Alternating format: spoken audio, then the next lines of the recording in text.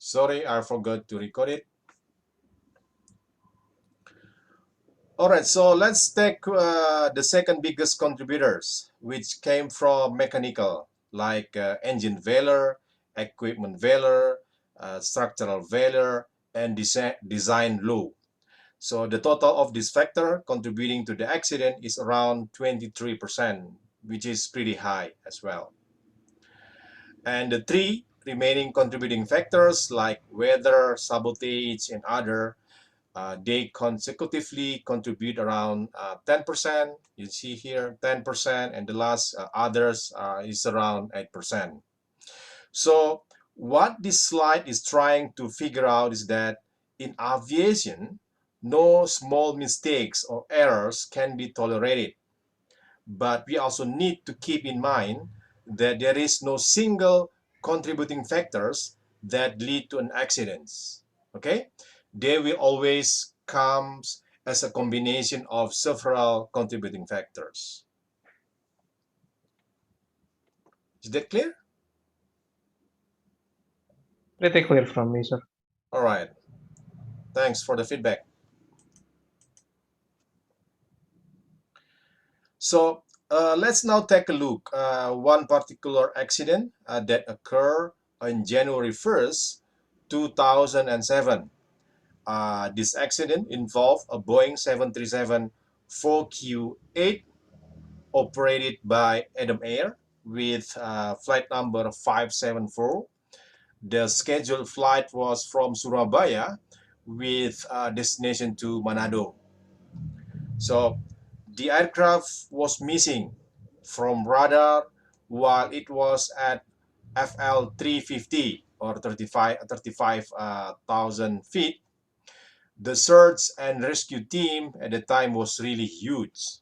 It is a combination of the Indonesian Navy, Army, Police, Search and Rescue Organization, Singaporean Air Fokker 50 aircraft, US NS Mary Sears, and of course KNKT, and other resources. The attempt to recover the recorder was suspended when it was determined that the wreckage was located in the ocean at a depth of about 2 kilometers or 2,000 meters. But at the end, the team finally retrieved the FDR and CVR on the on 27th and 28th of August 2007, or around 8 months after the accident. So this is quite a long time, 8 months. From what I read from the newspaper, it was a very, very costly search and rescue at the time. It is estimated that the Indonesian government had spent an average of about 110,000 US dollar a day.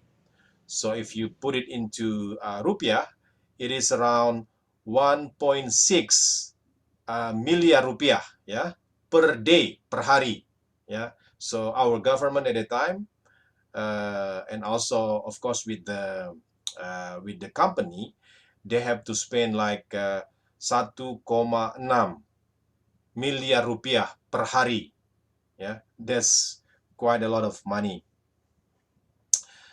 So now I would like you to watch the 8-minute video, and this video present a sequence of event of the accidents.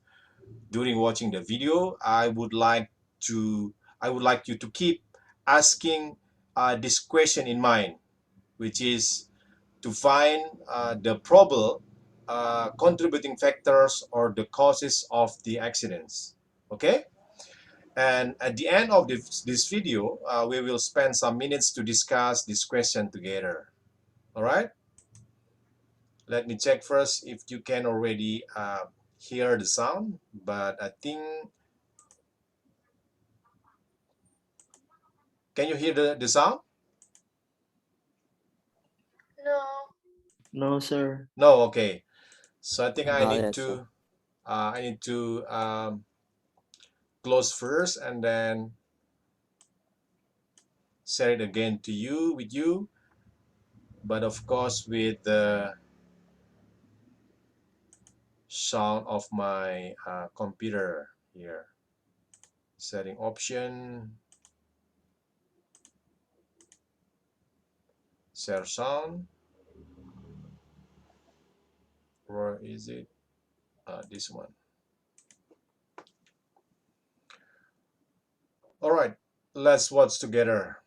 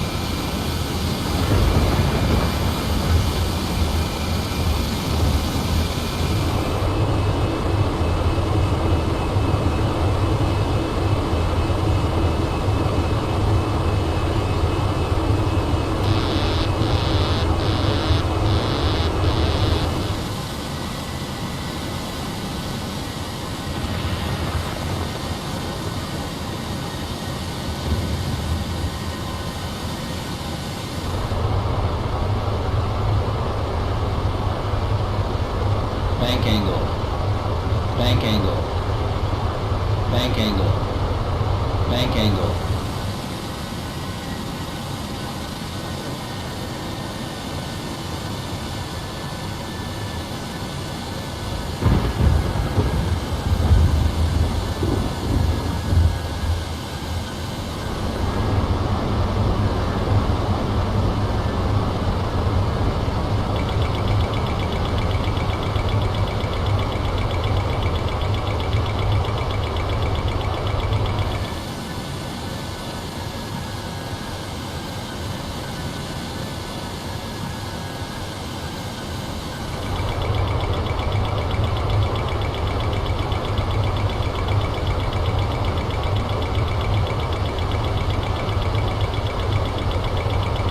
Caution, terrain.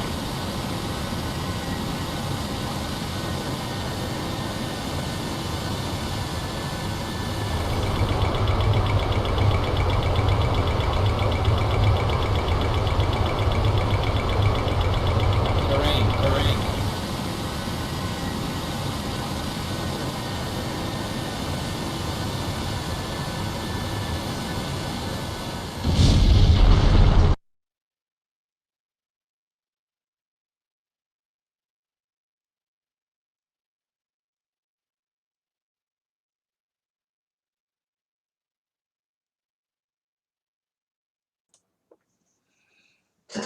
All right, so you have watched the video, right? So anyone of you has opinion regarding the probable contributing factors of the accidents? We will discuss about that later, but I mean, I would like to know your opinion after watching the video. Anyone? Sir, I think it's the pilot's error. Yes, Darren Aldrich, Yes. you said that it's probably because of the pilot error. I think it's a combination of pilot error and navigation error, but it's mostly the pilots. Okay. Anyone else? Sir, Yes, Rivan. Go ahead, Rivan. I think the weather condition also contribute to the failure because the ATC already warned the pilot about the weather problem. All right. So you guys already mentioned several contributing factors here. The first one is the pilot. Probably there is like a human error. And the second one is probably because of the navigation error. And then Rifan said that it's probably because of the weather condition at the time. Okay. Anyone else would like to have some opinion here? Sir. Oh, Teran, sorry, I don't yeah. know. What is your name? Because I cannot see it clearly. Terang, Terang. sir. Oh, Terang. Okay. Light. Okay, Terang. Go ahead, Terang. I think it's some kind of control error, sir. I mean, the aircraft must have some 5 degrees, if I'm not mistaken, 5 Okay. degrees aileron to be trimmed. It's Okay. some kind of I don't know exactly, maybe structural or aerodynamics or whatever. Okay, Terang. Good point. Anyone else? I would like to add, sir. Could you please raise your hand because I cannot really see it. Oh, sorry. Muhammad Argi Rafidan. Yes, sir. Should I call you Argi Rafidan? Argi, sir. Okay, Argi. Go ahead, Argi. For me, it looks like also one of the main concerns for this is the poor maintenance of the aircraft because Okay. because the pilot had problems with the, if I'm not mistaken, the something about the inertial reference system, the IRS, in the video, and then they have to like troubleshoot it, and then while they are preoccupied by troubleshooting the thing, they, if I'm not mistaken, accidentally switch the autopilot, and then that causes the accident. Oh, that's also really good point, Argi. Anyone else? Yes, I can see it here. Muhammad Abdul Malik. Abdul, go ahead, Abdul. Yeah, but for me, continuing from what Argy said, it's also probable that the certification of airworthiness is kind of wrong because it said that it's airworthy of a flight, but actually there is a mistake in maybe in the structural error or something like that, like Argy said previously. Yeah, I think that's also really good point, because what the other student already mentioned is just from the technical point of view, right? So now you are talking from a regulation point of view. That's really a good point. Okay, I can also see here Arik Fauzan. Go ahead, Arik. I would also like to add, sir. I think it's a crew. The crew is poorly man. There's a poor communication in between the crews because both of the pilots are preoccupied with fixing the IRS system, and since the autopilot is disengaged, so the aircraft is off course, but no one is like communicating to readjust the aircraft, sir. I think. Okay, Arik, that's also a really good point. Now you are mentioning about the human errors as well, yeah, because there is like a cruise mismanagement, right?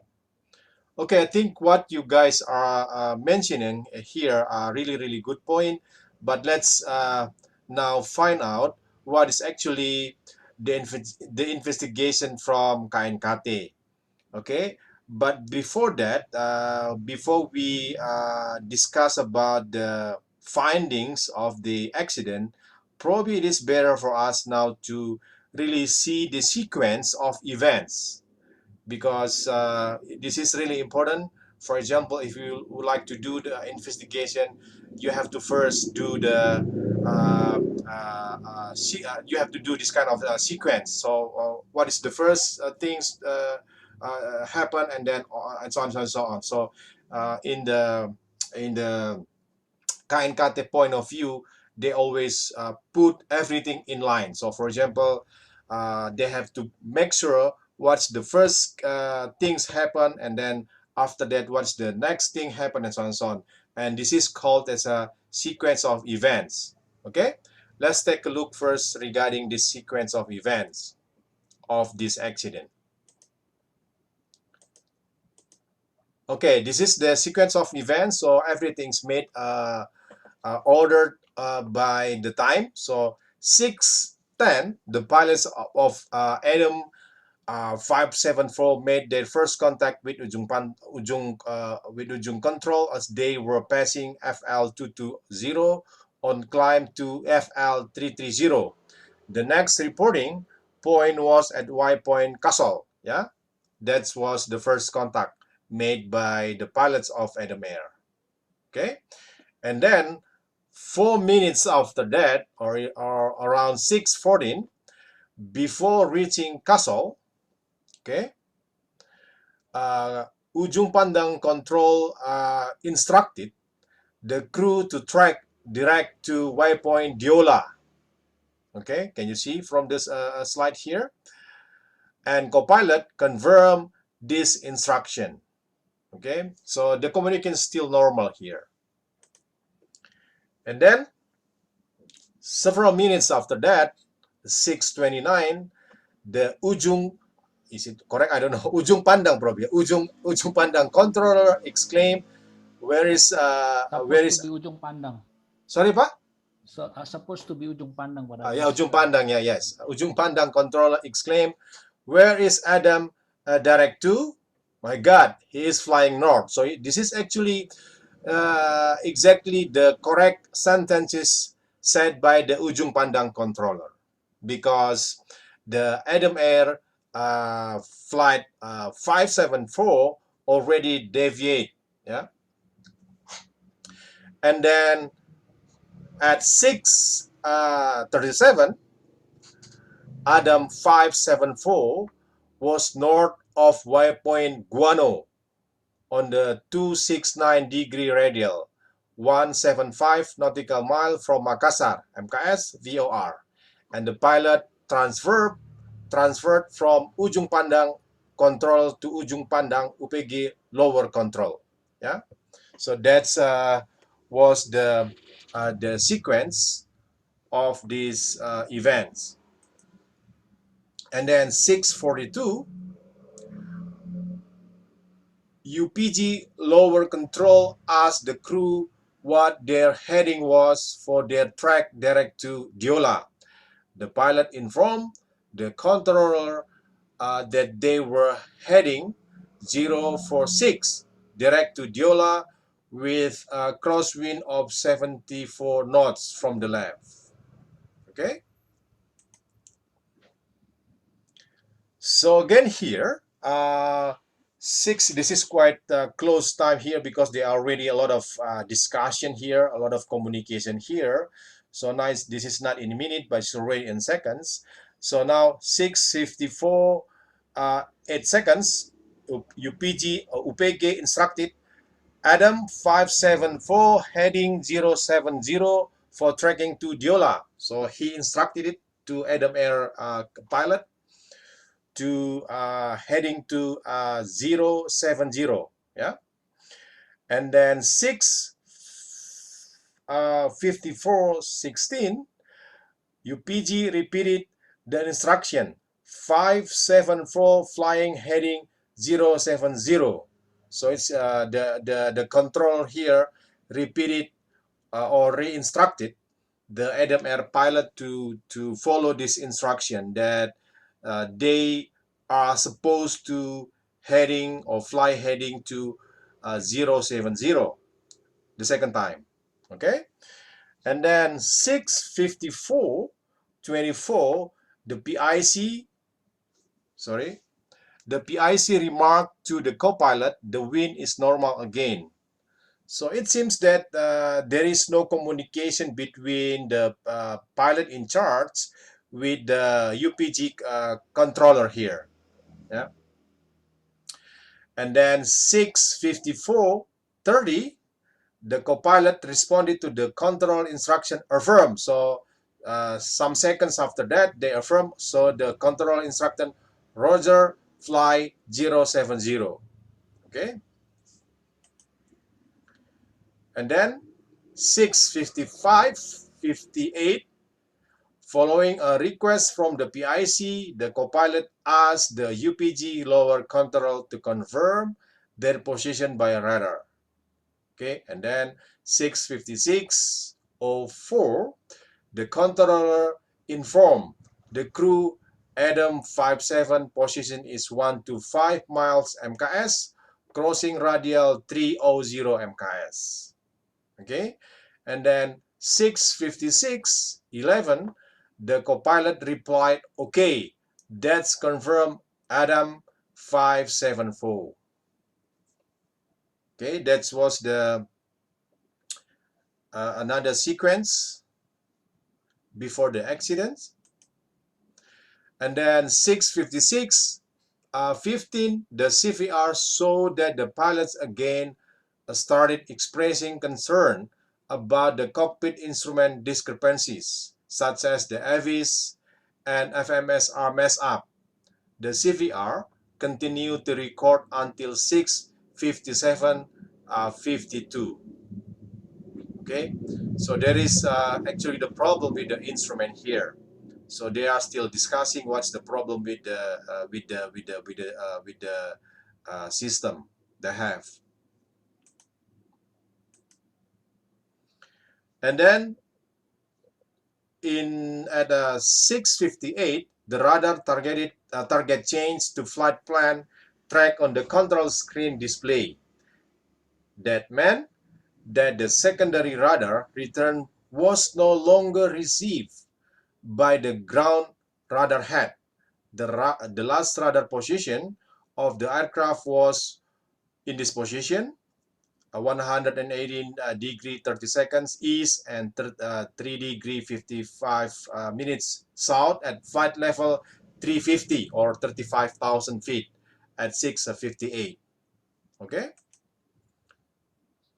and the events continues like this.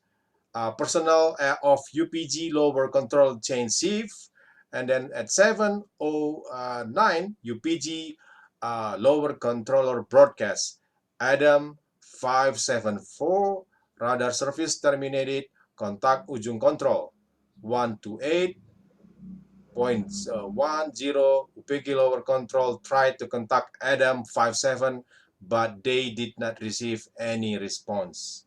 Probably in this time, the Adam Air already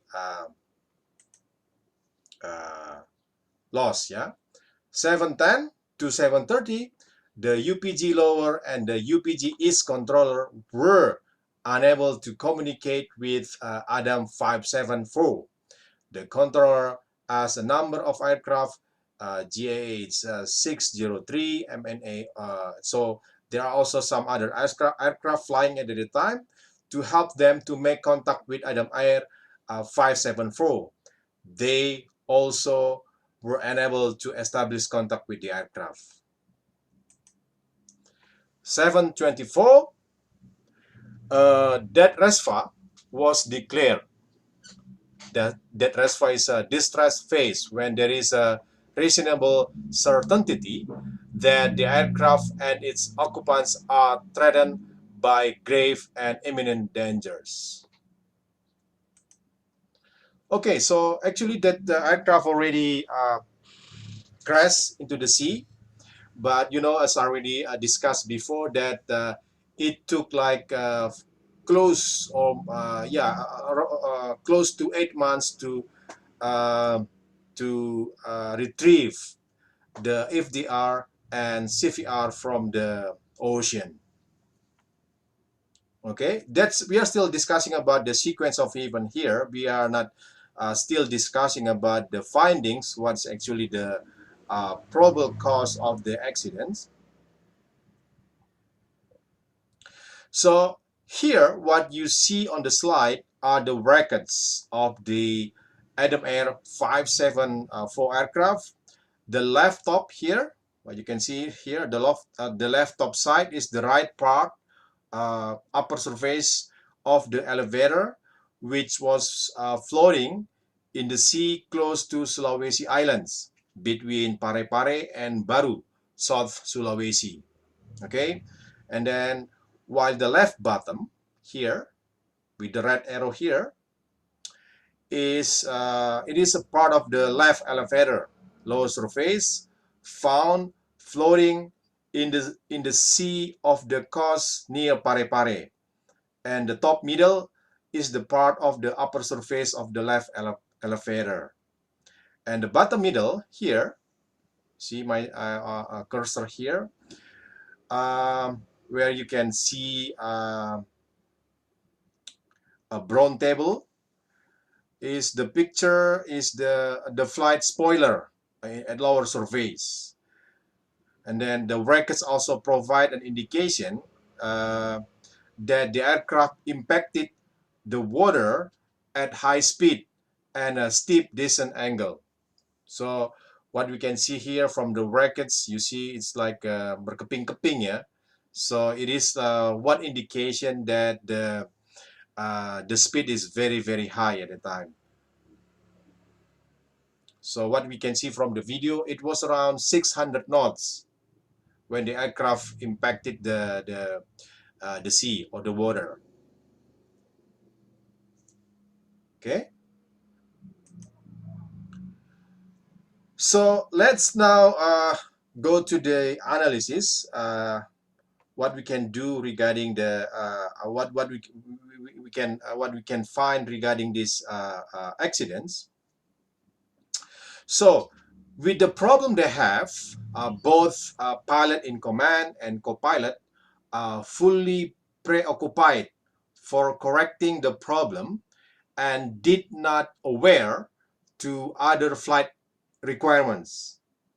Again here, the crew resource management were not performed correctly. Okay?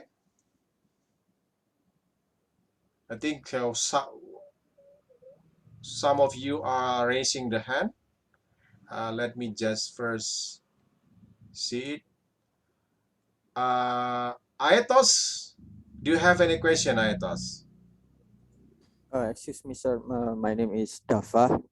I have a question Okay. about the distress phase. Why was it declared 2 hours after they lost contact and not earlier?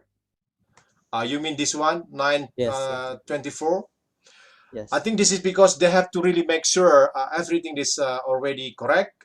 They have to make sure that what they are saying is already correct or not. Because if you say something is not correct, probably this is gonna cause a lot of trouble with others. But probably Pak Hisar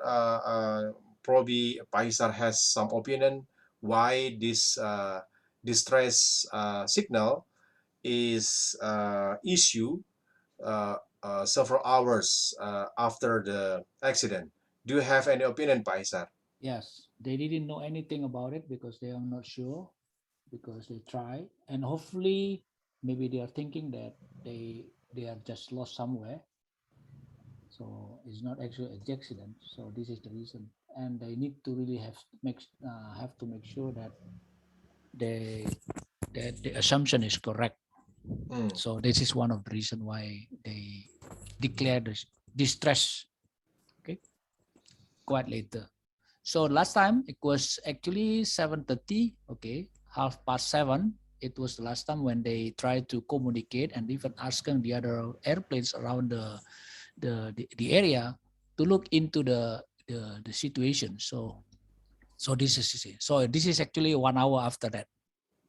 So okay. So yeah, the big reason probably because there is like a very huge uncertainty of this accident at the time, Pak Hisar. So this is actually Pak Javed failed to mention. These all the errors. I think the error that I just show here is actually that's the point where the supposed location of the aircraft. Okay, when you put that's the arrow, the end of the arrow will be the point. So that's supposed to be, they're supposed to fly along the red line, but you see how far they deviate from that one. And mainly one reason is because of the wind. You said it was mentioned that the wind is about 70 knots, so it's drifted, and this is one of the reason. It's not because of navigation or positional error, but that's one of the reason because they have to maintain, in order for them to be able to maintain the heading and the direction of the flights. This is why they actually the sorry, is it the elevator or the rudder that it was actually about 5 degrees deflected. Okay. Yeah. So it's not because of flight control error. There is no problem with the flight control. I think the aircraft is behaving really nicely, and but nothing wrong with it. The only problems you see that from this description, actually the pilot didn't know their whereabouts. Okay, so that's why they asked the Ujung Pandang to report to them about their positions. Okay, because they don't know where they are flying actually. Okay, and in this situation, I think you see that the last error, they need to go to Diola. Diola is somewhere here. Okay, you close here. This is Diola, just northeast of Ujung Pandang. Okay, and that you see that they ask if they are here, so they are supposed to be about 70 degrees. They are flying to go to 70 degrees of heading. Okay, so somewhere this is Diola. I don't know whether, I think you have to go a little bit to the left and a little. This is Diola. Diola. No, not there. It's right. To the right, please. Okay. Then you go to okay. That is the one. Diola. Okay. This is the triangle, and this is where they are supposed to go, and then redirect again, come back. But unfortunately, they didn't manage that. Okay. I think you can continue, Pak Javan. Okay, I think we still have one student raising a hand here. Nahda Tiara, go ahead, Tiara. Yes, my question is pretty simple. what do the timestamps represent? Because like if I'm not mistaken, the aircraft took off at about like 12 in the afternoon, and like the accident only occurred like 25 minutes after takeoff. So like what do the timestamps mean? Like where do they come from? The Okay. timestamp. There is a two timestamp here. Normally it was recorded in UTC, Universal Time. But then I think this one is actually record already on E2, the local time. Okay, so it was 6 o'clock in the morning. They depart from Surabaya. It was about 12 o'clock at midnight in London. Oh, UTC time. Okay. Okay, thank you, sir.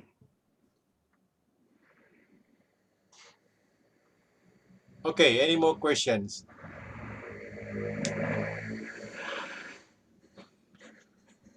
All right, so let's continue then.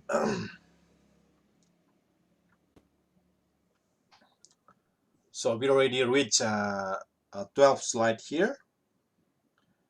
So let me continue with the second point in the slide. So I'll just start from the beginning. So with the problem they have there, you see both pilot in command and co-pilot fully so they actually fully preoccupied for correcting the problem, but as already Hisar mentioned that they did not aware to other flight instruments. Again here, the flight crew resource management were not performed correctly. And the second point here, the time when ATT or attitude was selected in the number 2 IRS mode selector unit in its inertial reference unit, it resulted in the autopilot disengaging. This action led to the loss of several important displays. Okay, and then with the autopilot disengaged, the control wheel aileron centered, and consequently the aircraft began to slow roll to the right, as you already see from the video.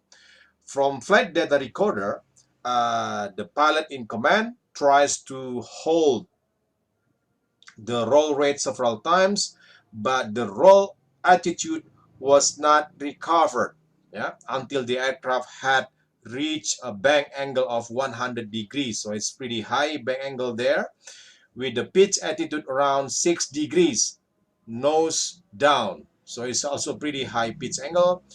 It was also found from the flight data recorder that at this point, the aircraft had already accelerated past maximum Mach operating speed to 0.82.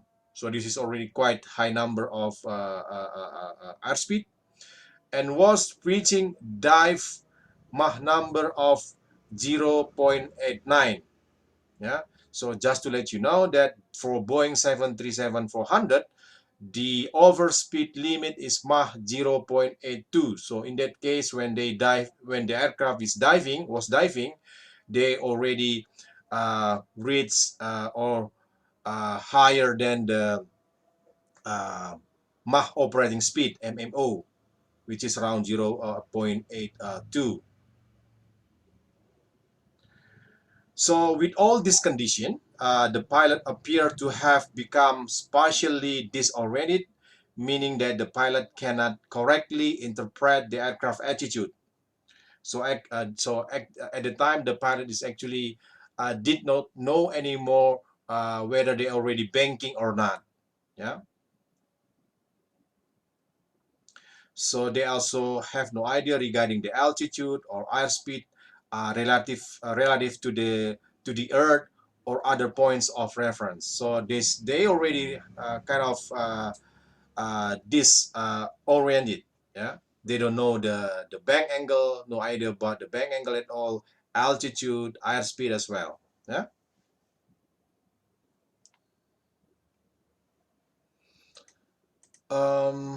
I think I have already discussed about this slide.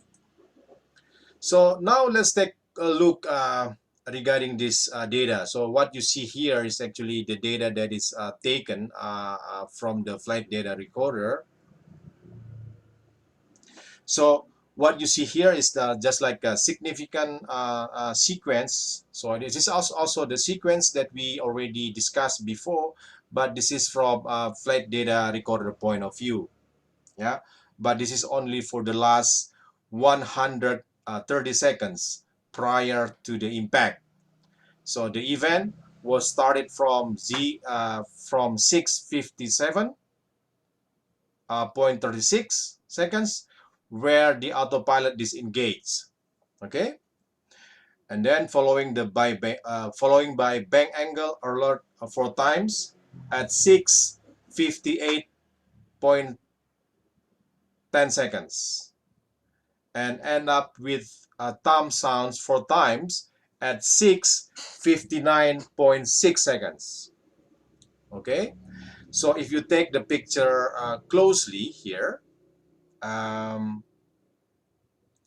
particularly on barometric altitude, where's the barometric altitude here? Barometric altitude. Let me see first the barometric altitude. I think we can see it here. Barometric altitude.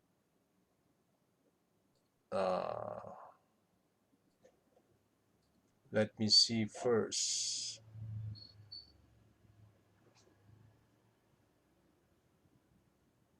It's really hard to see because the picture is really small. Here you see the blue one. Yeah, 0, 5,000, 10,000 feet, and 15,000 until 35,000 here. So you see here that the barometric altitude is really going down very fast. Yeah, so at the time the aircraft is already at flight level 35,000, but only how many seconds we have here? So here we have like 6.5820 seconds, and then at 6, can you see it? 6:50. I think this is still around 59 or something here. So only like several seconds, the aircraft is already went to the 15,000, or already close to 10,000 feet. So it's really fast, from 35,000 feet in just several seconds went down to around 10,000. Yeah. So the speed is really high, 0.89 Mach. Yeah. So it's just around 600 knots.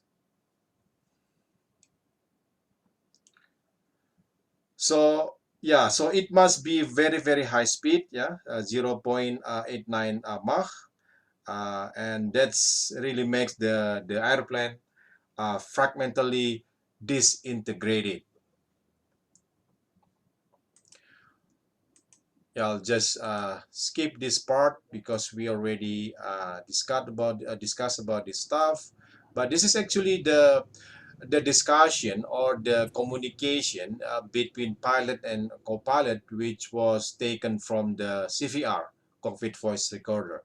So 6:57.36 here, autopilot is engaged, and then the aircraft bank alert, the bank alert already 4 times, and then the pilot said don't turn it, but in Indonesia of course, and then there is a warning here, pull up 8 times, and then thumb sound, which at the time the aircraft already hit the ground or the sea.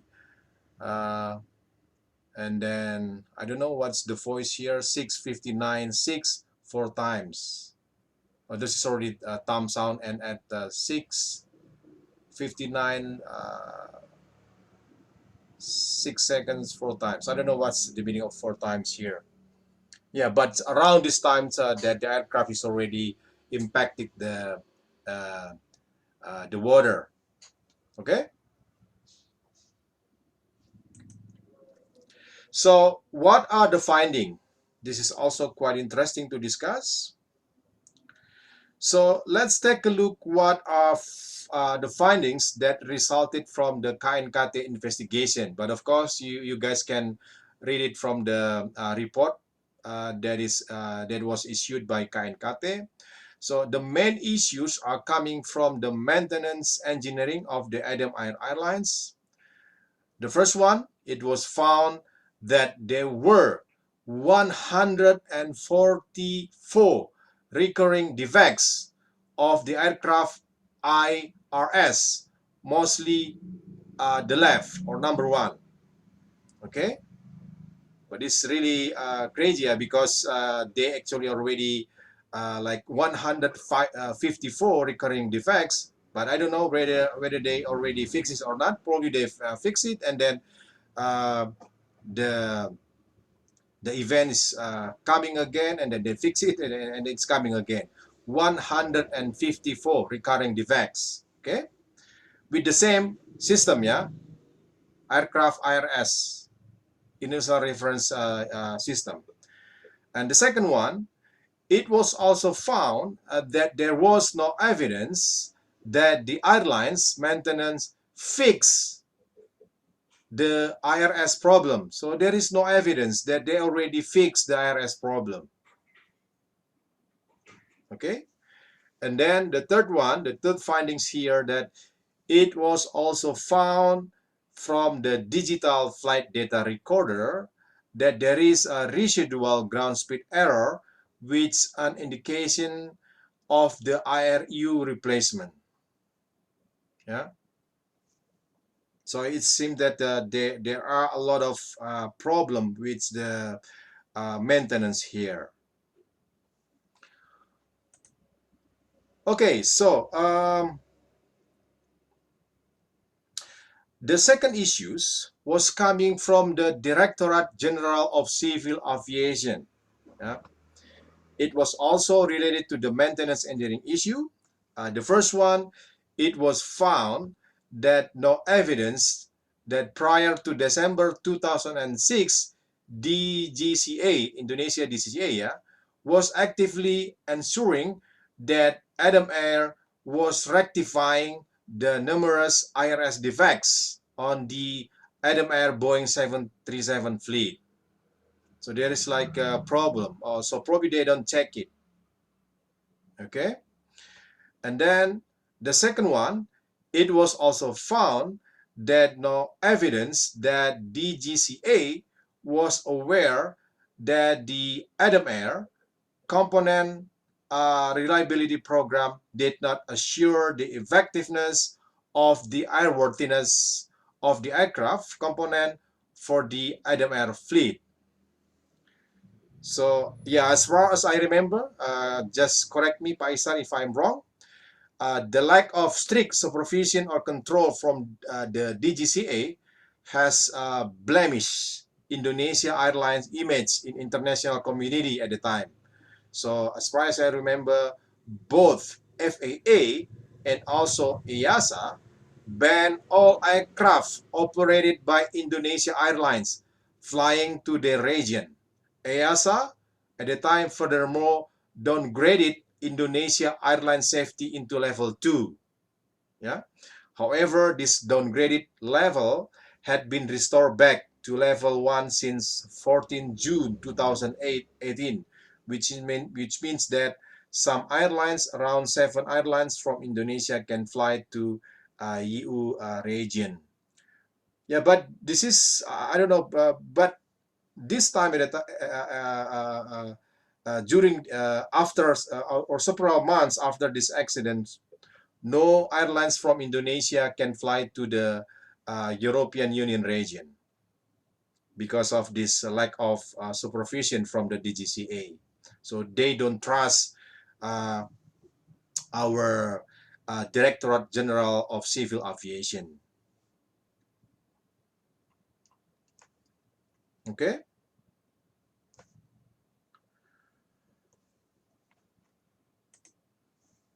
All right, so now let's move to this slide. Regarding this slide, actually we take it from the what is it? the other course, which was also taught by Pa Hisar, aircraft investigation. This picture represent how the KNKT do the investigation. So they usually use this picture in order to analyze the events and how they find the cause or the probable cause of the accidents. So this picture is called Orleo. We will discuss about this later.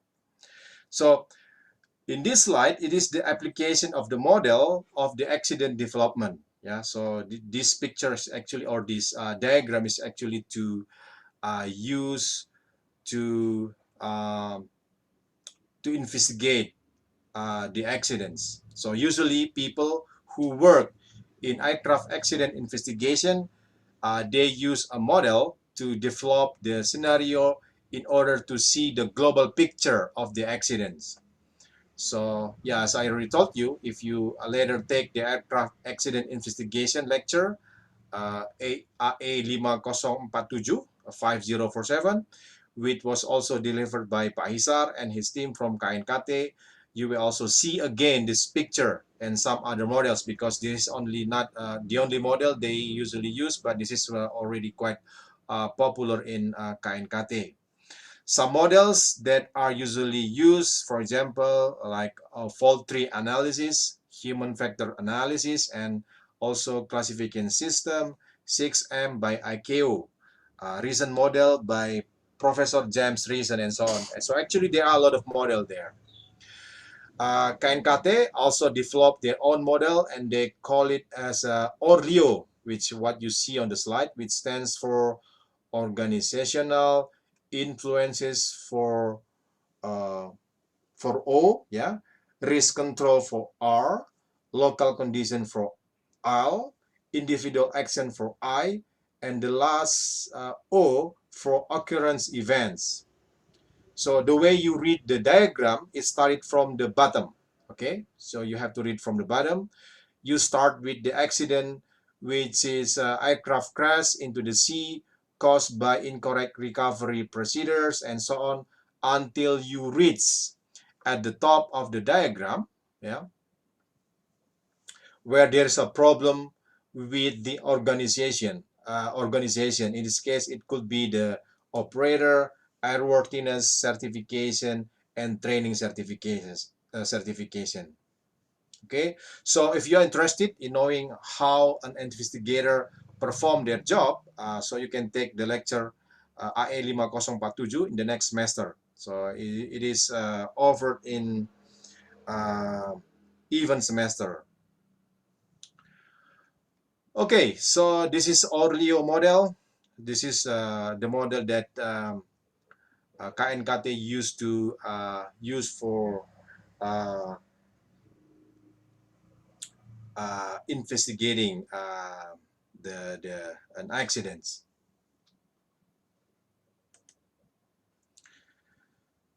So now let's move to the air transport records regarding the safety records here. So we now go back to the statistic, and the picture you see on the slide present the decreasing rate of the aircraft accident over a period of 1959 to 2017. Yeah, it's quite long. In the early time of aviation, the accident rate is pretty high, around 27.2 accident per million departure, or in terms of probability, it is around 10 to the minus 5. But nowadays, the rate of the accident decreases to 1.5, or around 10 to the minus 6. But just for your information, the EU, European Union, has set a target accident rate of less than 1 accident per 10 million commercial flights, or around 10 to the minus 7. So it is pretty small numbers, which mean that you only have an accident, 1 accident per 10 million flights. So this is pretty small number. But at the time when I did my PhD, I also worked closely with Lufthansa. They also have this number there, so they set pretty small numbers. So the safety level that they set for their organization or for the airlines, for Lufthansa, they set it to 10 to the minus 8. So which means that you can only have one accident every 100 million flights. That's really small numbers. Okay, I think that's about the this record, but we already 13 minutes past 12. Okay, and then we still have some slide here to cover. But before we continue, I think we still have 1, 2, 3, 4, 5, 6, 7, 8, around 8 slides. But before I finish this slide, the 8 slides, I would like to have just 10 minutes for quiz, because we already prepared the platform, and this platform is still quite new. I don't know whether it still can work, but I just created yesterday, and let's try it now. Just a 10 minutes quiz, and you can directly go to EduNext, and then probably I need to activate it first. Let me check first whether I already activated or not. Don't worry, this is just a very simple quiz, multiple choice, and also some right or false, or true and false quiz. Only 5 numbers. Let me check first whether I already opened it or not.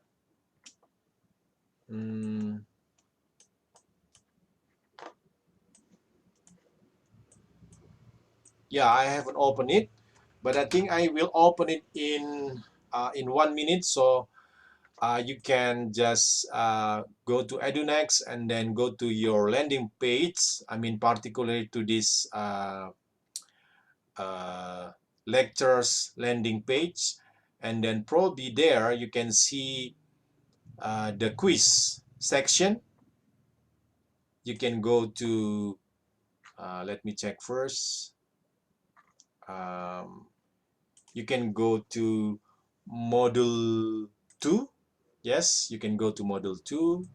Sorry, you can go to module 1, Introduction Airworthiness Certification, and there is a, sorry, let me check first, because I'm a little bit confused here. Okay, so sorry, you have to go to module 3, Airworthiness Regulation Part 1, okay? And then you go to quiz 1, and then I will open the page to you, but just let me check first. I have to put it into active. All right, so it is already active.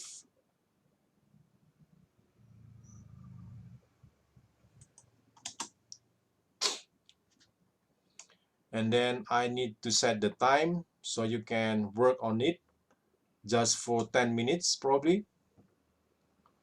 Open quiz.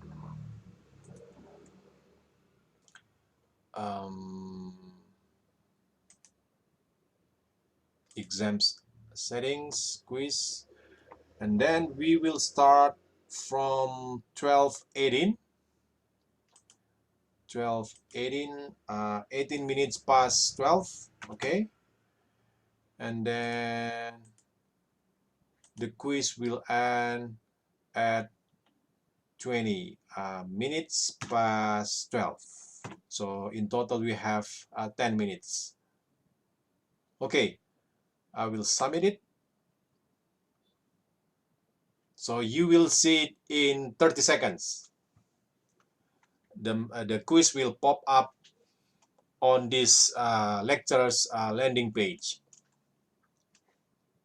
Please raise your hand if you cannot see the quiz yet.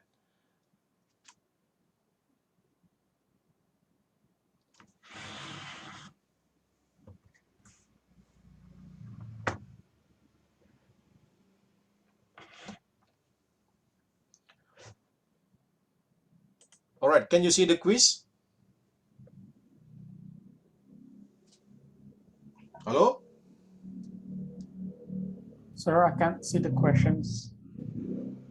You can. I cannot. You cannot. Okay. Any one of you already see the quiz? Mister, you can go to the exam, you know, the sub thingy, the sub course. There's assignment, and then below assignment there is exams. If you click the exams, it's usually there. Okay. Because my page is completely different with your page, so I cannot really see how you see this quiz in your landing page. Sir, I also the question doesn't pop up. Okay, can you refresh the page? Because your friend already see it, so you are supposed to see it as well.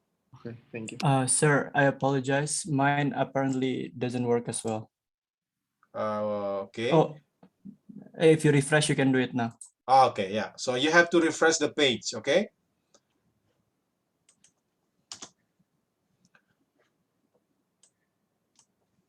Okay, please raise your hand if you cannot see the quiz page.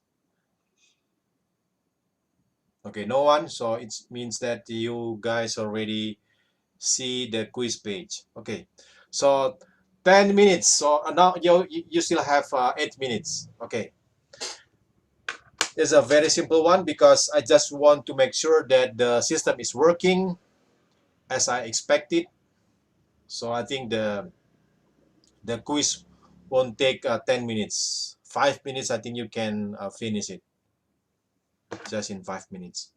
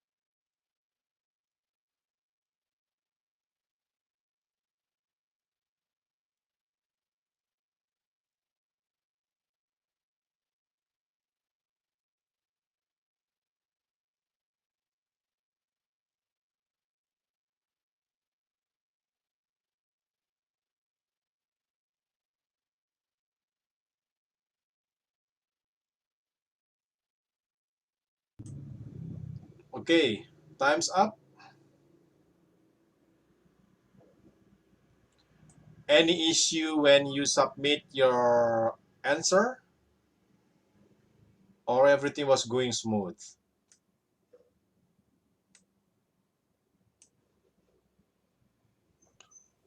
Everything was smooth for me, sir. Okay. All right. So next time we will have another quiz, and also the exam will be also conducted through this platform, through this EduNext, because this is already kind of a platform that is provided by ITB, so we are supposed to use it. Okay. So all the announcement, exam, quiz, everything will be conducted through the EduNext page. Okay. All right. So we still have a slide to cover here, but I will just make it quick. So now we already have 18 slides. Okay. All right. So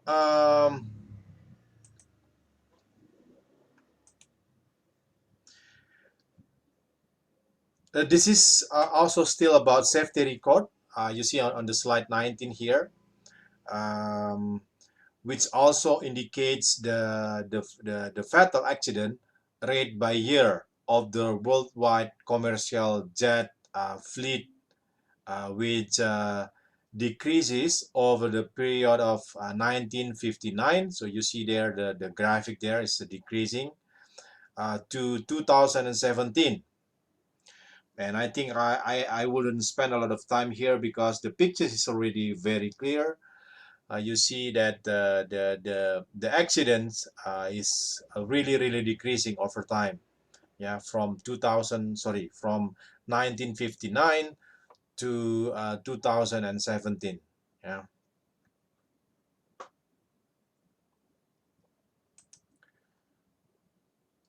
This is also the same here, that the accident rate is also decreasing worldwide, yeah, for commercial jet fleet.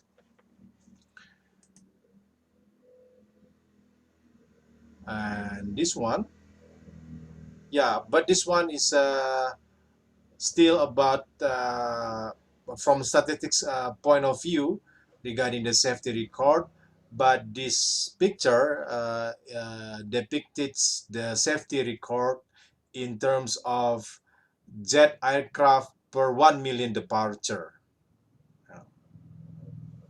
So I mean, this is actually the same for the other picture, for the other slide here regarding the air transport safety record decreasing over time, but they are representing in different categories. So this one representing the record of jet aircraft, the accident of jet aircraft per 1 million departures.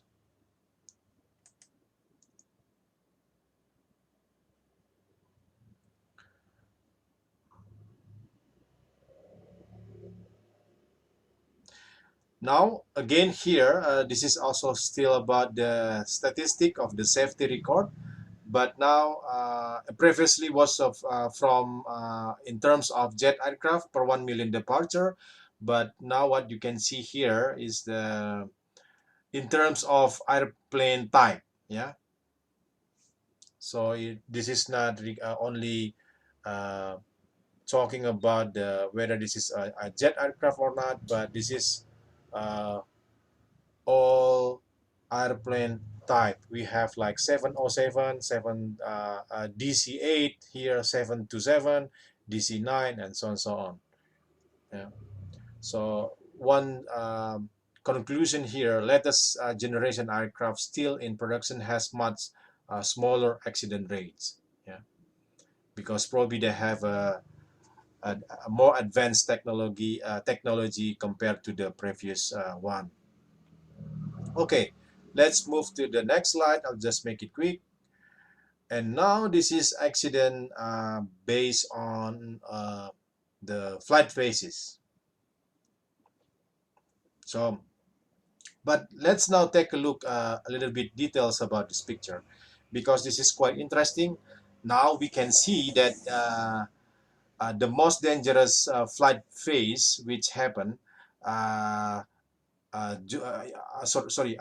I mean here, that the most dangerous flight phase, as you can see from the picture here, is actually final approach and landing phase, because what you can see that these two flight phases, final approach and landing phase, contribute close to 50% of the total accidents compared to the other flight phases. For example, like taxi here, load unload, park tow, only around 9% of the fatal accidents. Yeah.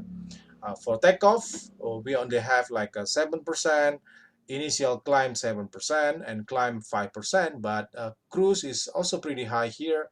It's around 11%. But you see here, final approach and landing, in total they have 49%.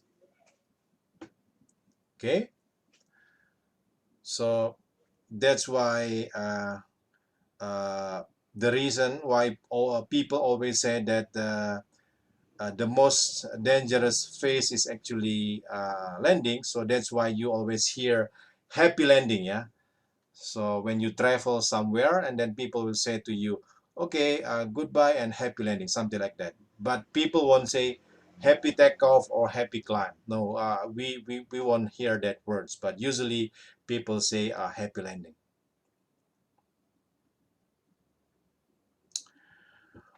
Okay, I think we can just move on to the next slide, 23, 24.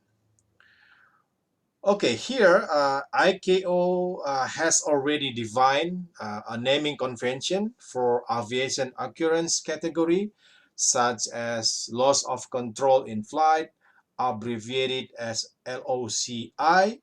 Okay, and then they also have controlled flight into terrain, or CVT, runway excursion, or RE, and so on. So they already have like a naming convention for the occurrence. Yeah, so you don't make the name by yourself, but this is already defined by the ICAO.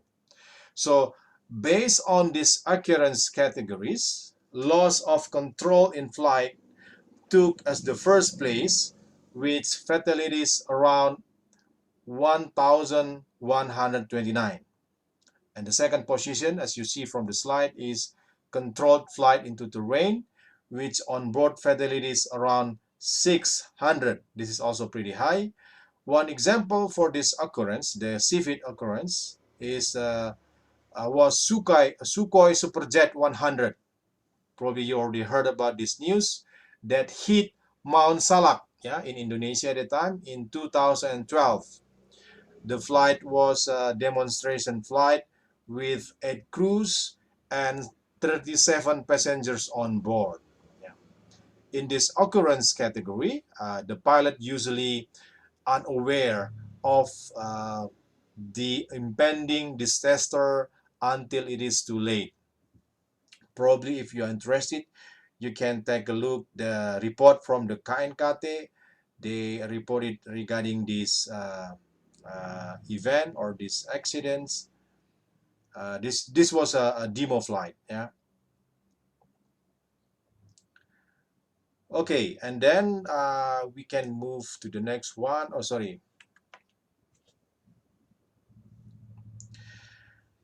All right, so the table that you see on the slide is also quite interesting to discuss. Yeah. So at the time when I did my PhD, I and my colleague were also discussing about this table. Yeah, quite often we discuss about this table in several occasions.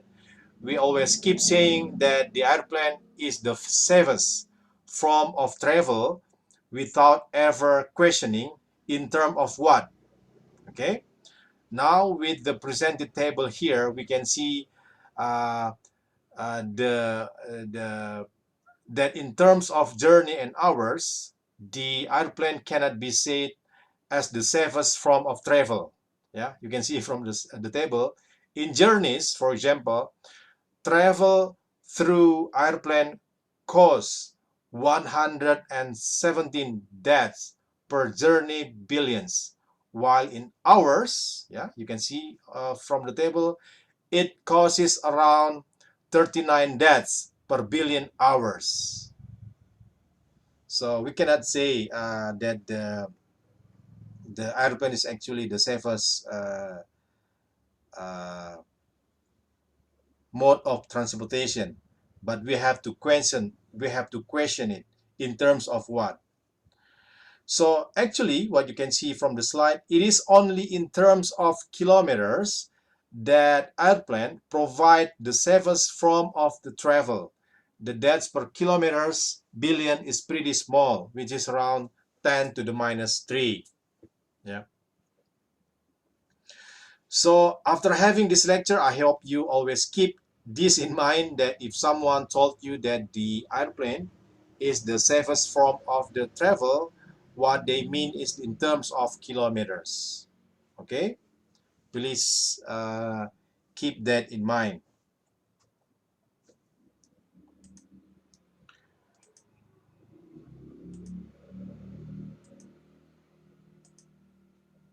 I'll just put everything into slide.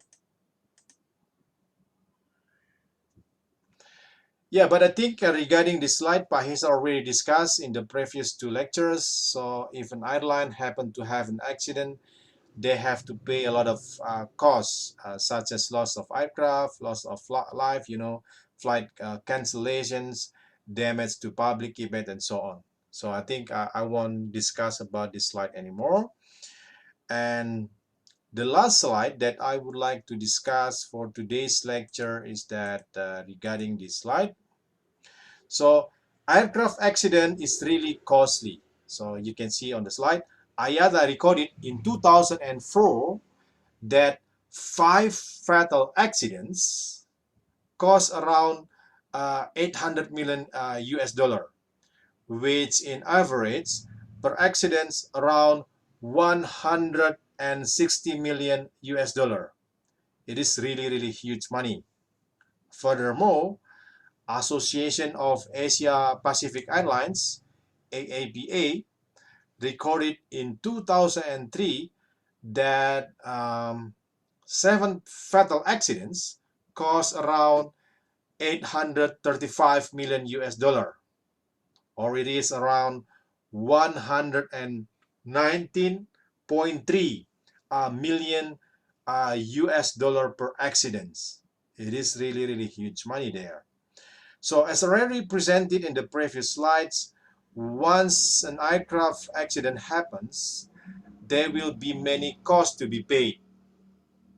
The first, of course, the loss of the aircraft, a loss of life, third-party liabilities, accident investigation, and so on. So these are the reason why it really costly when there is an accident, there is an aircraft accident. Okay, so now we already reached half of the lecture, so probably we will continue this lecture regarding this airworthiness regulation tomorrow. Tomorrow we're going to have only 1 hour, but I think I can finish it all the material that we still have here. So around we still have like 20 more slides here. I think I can finish it tomorrow morning. So tomorrow morning we only have 1 hour from 7 to 8.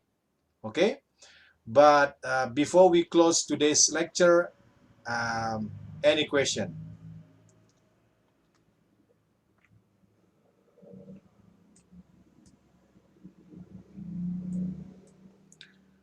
All right, so just prepare yourself because we will always have a quiz every week, not every lectures, but every week. It can be on Monday, it can be on Tuesday. It's depending on the material that we will recover, but we will always make a quiz where the materials coming from the previous lectures. Okay, so today's lecture will be used to use a quiz for next week. Okay. Okay. We have a student raising hands here. Abdul Malik, do you have any question? Yeah, but regarding the quiz earlier, I feel like there is some question that has like multiple answers, but Okay. we can only select one. How is that gonna work? Like, are you gonna accept any answers or? Okay, so let me check again. Which number are you referring? What I remember is the indirect cost. Indirect cost. Okay. Yeah, that's what I remember most. Because actually, the assistant prepared the quiz, but I need to check it again. Related to indirect cost, right? Yes, sir. But have you seen your score there or not yet? I don't think the score is shown in the image. Anything else?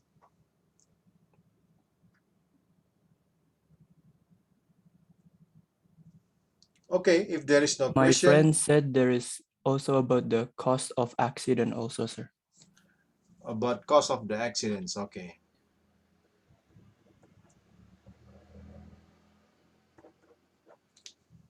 All right, I will answer all your question in EduNext. So please always visit this page regularly. Probably today I will just pause regarding your question. If there is something wrong with the question and answer we have there. Okay. Anything else?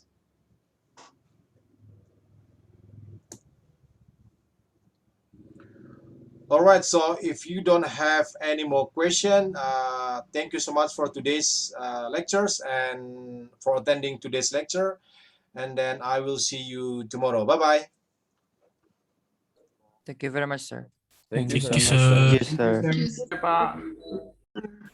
Thank you, sir.